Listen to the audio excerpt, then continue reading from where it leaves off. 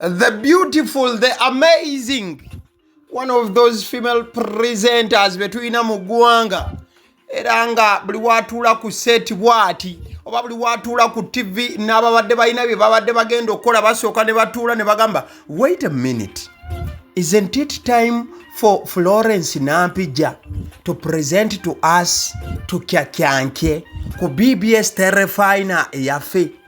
Era ebiseera ebisinga omwana omuwala ono buli watuula ku TV ebintu ebisinga bisooka ne biyimirira aba ne bagamba nti kaseera kakulaba Florence Nampijja gwe lwaki otuyita maaso naawe.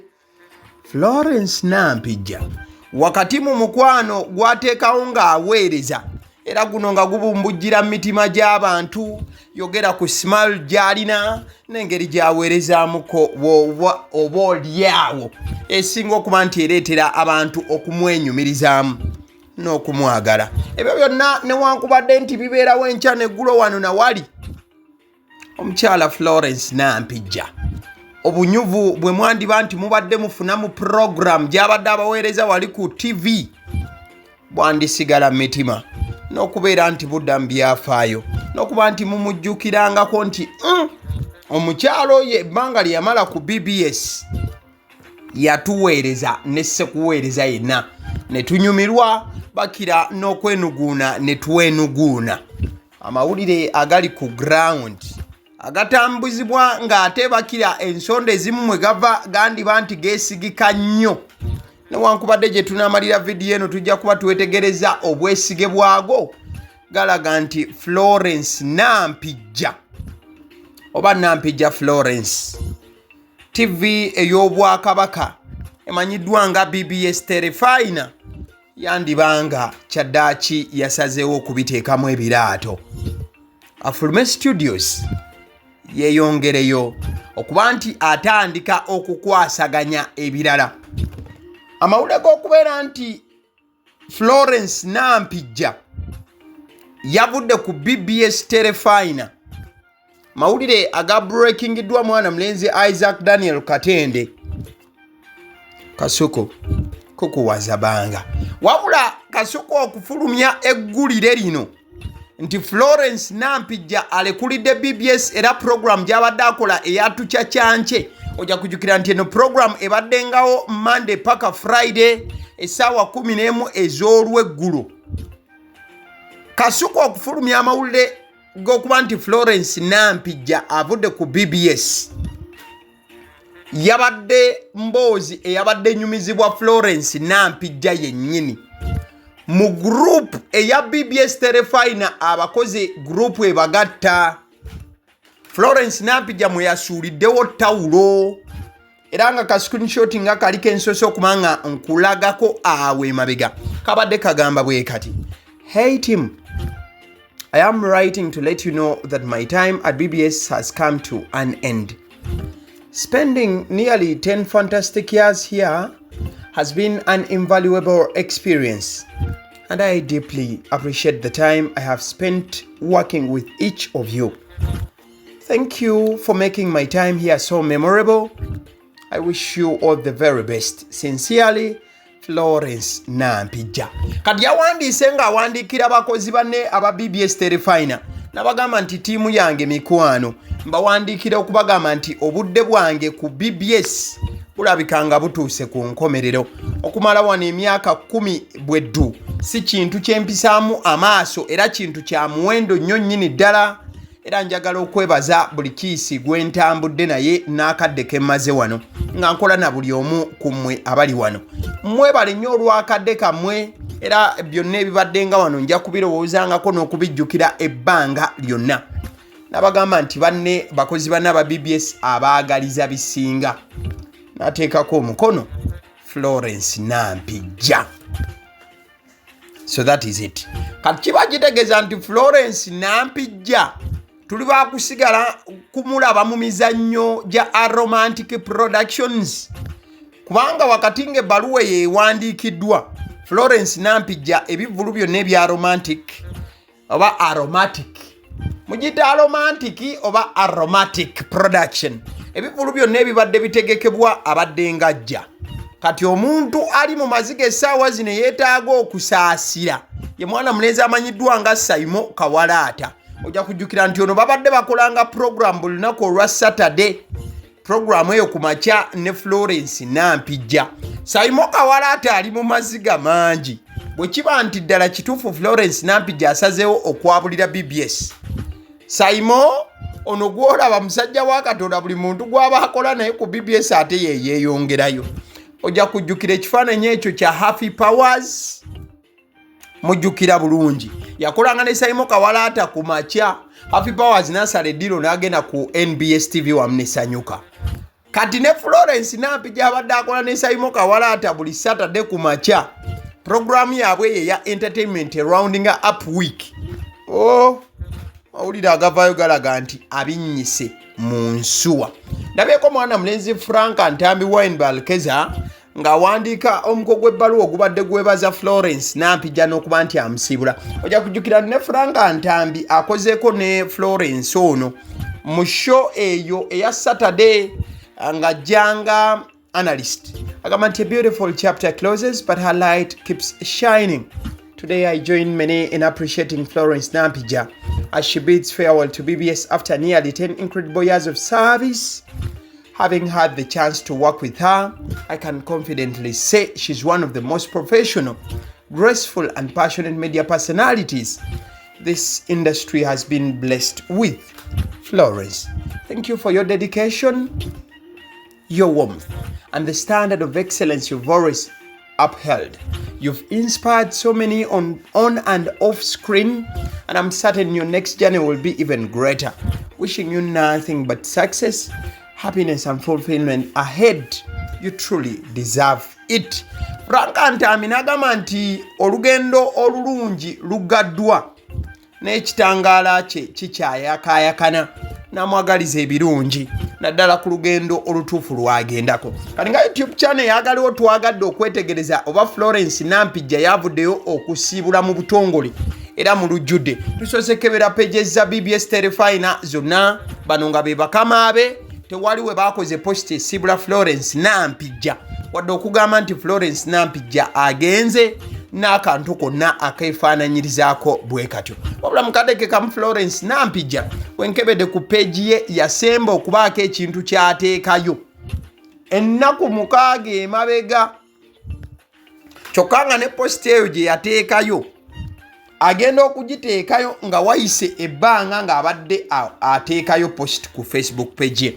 Kale awo tuveewo twagaliza birungi byerere omukyalo oyo Florence Nampijja bwe kiba nti ebyaddala yayabulidde BBS Terefayina nga bwe kikyali nti confirmation okuva mu parties ez'enjawulo ekyalindiriddwa. Kale omukyala gw'olaba ku screen oba akaana akato akawala akalungi ennyo kwolaba ku screen, kano kawala kayitibwa Salma Nannyondo. Salma Nannyondo ye muwala wa Stabua Natooro. Stabua Natooro mumumanyi bulungi omuyimbi. Omuwere gukoledduyiro oba giyite exercise. Stabua Natooro ne gye buli eno essanyu ly'ayina terirabwangako. Muwala ono amanyiddwa nga Salma Nannyondo baamutikidde. Wabula tebaamutikidde Makerere, tebaamutikidde Uganda wano Kijabi gy'obawa. Mwana muwala ono muwala wa Stabua Natooro amanyiddwa nga Salma Nannyondo baamutikidde mu nsi y'e Canada.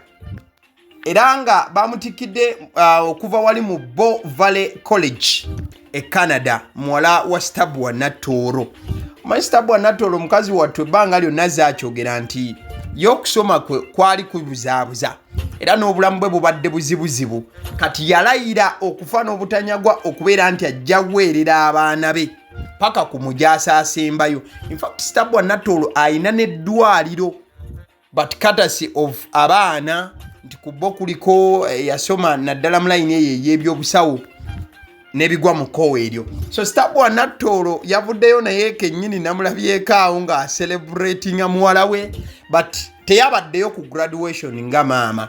E Canada kawala ka Stabua Natooro kano baakatikidde nga maama taliiwo but kamakinze sure nti kakapturinga each and every moment kanyabo ne kajiweereza maama ene Uganda era Stabua Natooro bwedde byengeyenge bimukyapa sonaka bannange ezo Stabua waabwe ezebadde n'omwana e Canada omwana wange tebamutikira bannange. So Stabua Natooro went to her social media handles n'awandiika obubaka ng'abuweereza muwala we era yagambye nti Canadian graduate webale kusoma kamaama. I'm proud of you my daughter. Nsaba Allah atwanguyize byonna bye tumusaba.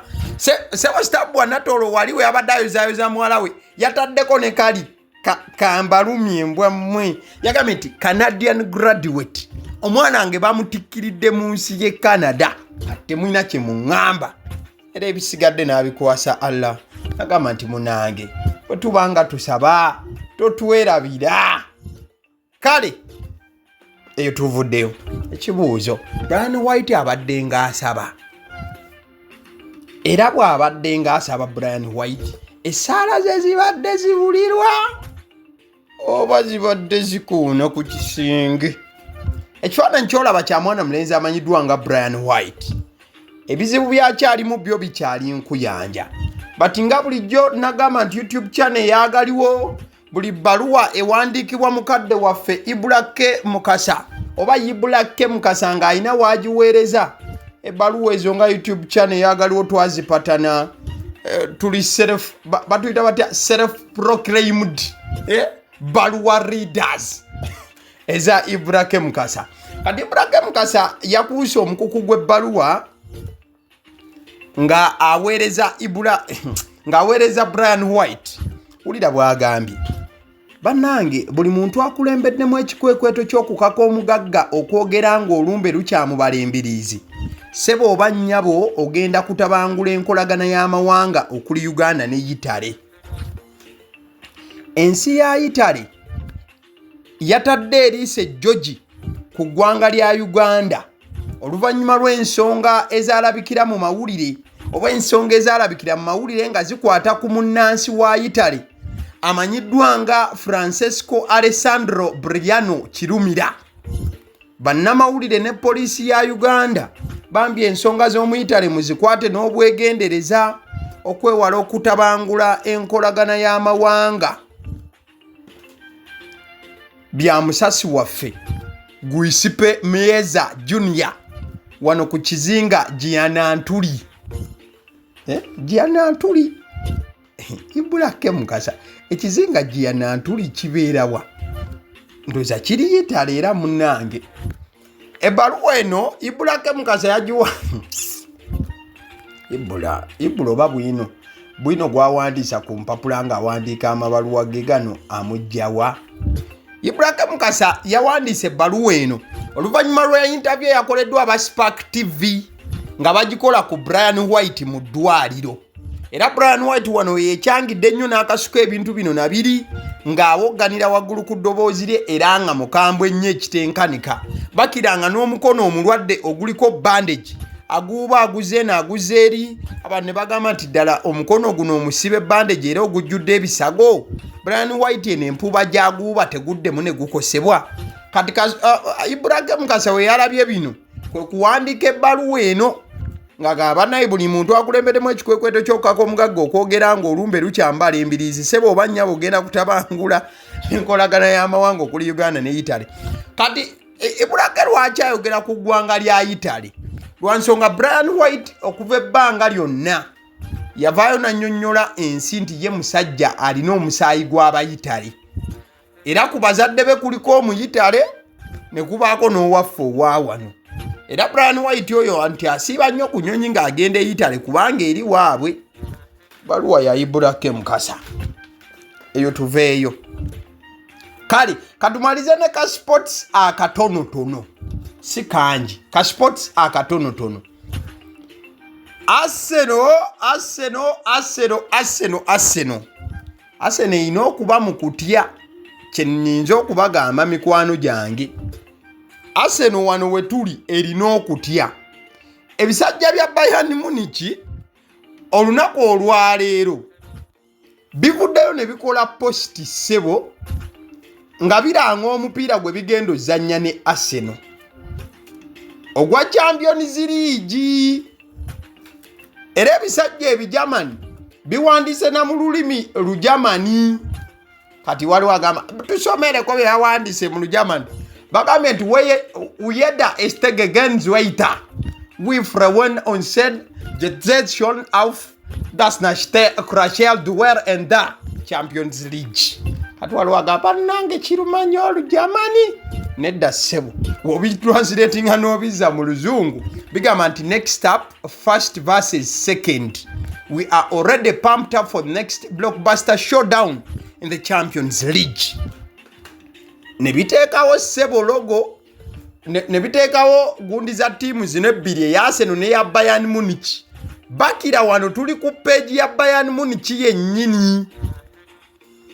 Era ebyaye kyebikoze bya Bayern Munich ku page yabyo eri official. Nebiteekawo ekisaawe kya Arsenal ekya Emirates Stadium. Kati biwandiise nga bigamba nti omupiira oguddako akulembedde ava asinga ali mu kyokubiri. Era bya Bayern Munich ne bigamba nti ffe tuweteeseteese dda olw'ensasa geddako eya Champions League. Kati sebo ne biteekawo n'ekisaawe kya Arsenal. Kati lwaki kino ky'amaanyi era kikoze amawulire.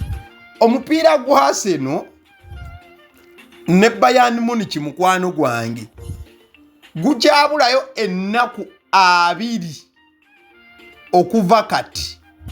Kale tugambe ennaku 19. Omupiira guno guliyonga ennaku z'omwezi 26 Novemba ssaawa 5 ez'e Uganda. Arsenal ejja kuba ekyaza Bayern Munich.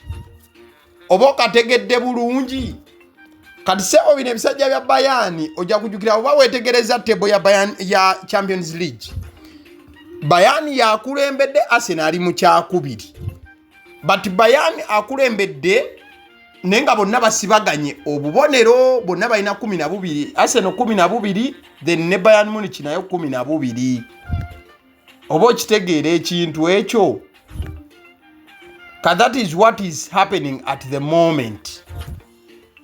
Ekyo kyekiri mugenda maaso nti Bayern ekigibagudde okupostiga omupiira gubulayo banga ki abamu bagamba nti akati bino ebisajja bitandise kutiisa wabula n'abaasero bagamba abo Bayern Munich bwe yatumanyira twavaawo tebagenda tutiisa tebalina kye bajja kukolawo. Wama gw'osuubira nti omupiira gwa Arsenal ng'eyezannya Bayern Munich ogubulayo just ennaku 2 malambirira. Olowooza omupiira guno gugenda kuggwa gutya. Ojja kujjukira nti ekisajja ki Bayern Munich ekyo buli bwe kikwata ku Arsenal kitera okumunyeenya. Era ojja kujjukira nti omwaka ogwo gwa 2024 we basemba okukwatagana first leg mu stages. Ojja kujjukira nti Arsenal gwagwa 2-2 ogwasooka. Then Arsenal bweddamu okugenda n'ekyalira Bayern Munich yakuba Arsenal 0. So busajja bukoonera ddala Arsenal buli we bugikwatako bugijjojjobya. Bannabasero bagamba tolugaa bya kisiru. This time round tuli babi. Ngalo kutegeeza kuba naffe aba Honey Bites bagamba nti ebyokulya by'abaana abadda ku masomero packages bazirina mukwano gwange ne bw'oba ogenda kukyalira bukyalizi mwana ku ssomero still babirina ebyokulya ebyokumutwalira. Bwe bakubire bukubizo bagambe nti njagala ku package y'omwana ali ku ssomero bajja kuba nti babikolako butevre nnyo nnyini ddala. Yogera ku byokulya nga daddies, binyeebwa, mawogola, bagiya bakubire ku 0709 787508. Mukadde ke kamunjaga okutegeeza ku bannaffe aba Alson Painters UG barobo basiizi ba langi. Alson Painters UG bagamba nti ekikwatagana n'okusiiga ekizimbe kyo langi mulimu gwa mutwe, mulimu bagugunjukira era nga bategeerera ddala kiki ekyokukola. Olina okuba nti obakubirako ku 0705 193636 ebannaffe aba Alson Painters UG ku nsonga ezikwatagana n'okusiiga ekizimbe oba ebizimbe byo langi. Nagamba nti eddoboozi ly'omuntu atuula emabega w'omuzindaalo ku mukutu guno ogwagaliwo yenze abasiddi omusunsuzi. Nabwe ekito ky'olina okuba ng'okola mukwano gwange ebiseera bisinga gamba nti kintu kyangu nnyo kyakubeera nti olikinga vidiyo eno commentinga kyolowooza at the same time sharingira ku mikwano gyo bw'omala okusharinga mukwano gwo waaba alabye omukutu guno nga tasubscribingangako mugambe nti mukwano eyokola era subscribinga ku agaliwo.